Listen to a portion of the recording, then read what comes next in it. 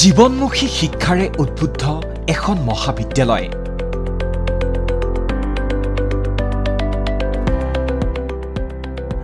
অধ্যয়নৰ সমান্তৰালকৈ মহাবিদ্যালয়টি প্ৰদান জীৱন জীৱিকাৰ ব্যৱহাৰিক শিক্ষা।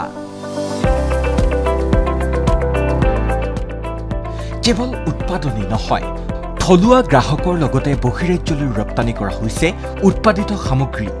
শুনি আচৰিত হ'ব, এয়া কোনো পেছাগত কৃষকৰ কৃষিপামত উৎপাদিত ফচল নহয়, এয়া এখন মহাবিদ্যালয়ৰ এদল ছাত্ৰ ছাত্ৰীৰ পৰিশ্ৰমৰ ফল।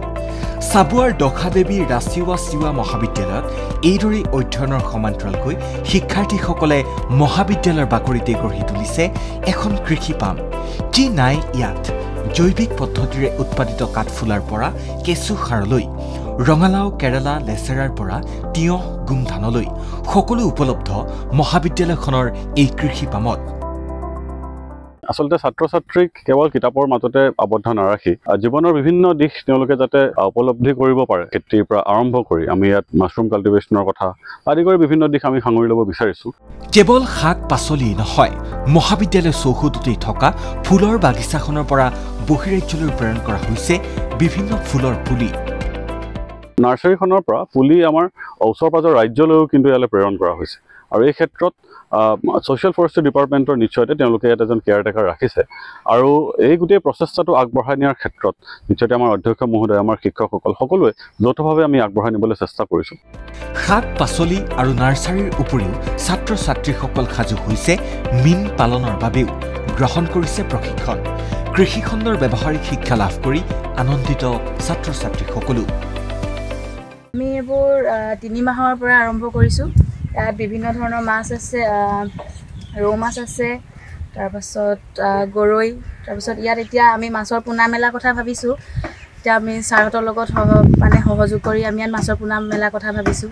পঢ়াও হৈছে, খেতি কৰা পদ্ধতিটো শিকাও হৈছে, মীন পালনৰ পদ্ধতি শিকা হৈছে, মানে ভালদৰে গোটেইখিনি ইয়াত শিকি যোৱা হৈছে। যিহেতু আমি পাছলৈও এনেকৈ নিজৰ ভগীয়াকৈ এখন এনেকৈ ফাৰ্ম খুলি বা মীন পালনৰ বাবে বা চব্জি খেতিৰ কাৰণে এখন এনেকৈ আমি কৰিব পাৰিম। আৰু মহাবিদ্যালয়খনৰ অধ্যক্ষ প্ৰদীপ কুমাৰ বৰুৱা আৰু অধ্যাপক ঋষেশ্বৰ পায়ঙৰ তত্বাৱধানত দখাদেৱী ৰাছিৱা চিৱা মহাবিদ্যালয়ৰ ছাত্ৰ ছাত্ৰীসকলে এইদৰেই দেখুৱাইছে নিদৰ্শন।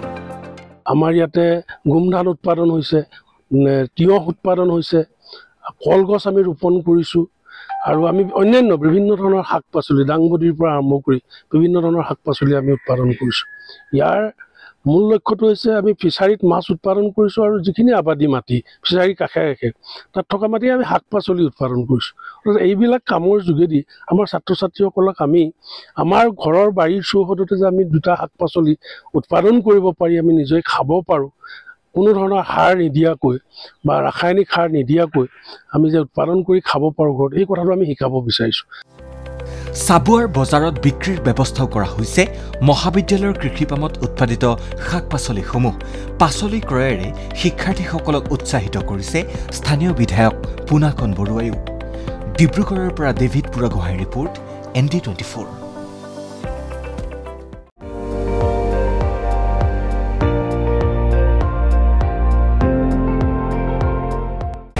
আপুনি চাই আছে ND24, সৰ্বশ্ৰেষ্ঠ নহয়, সৰ্বোত্তমৰ দৌৰ।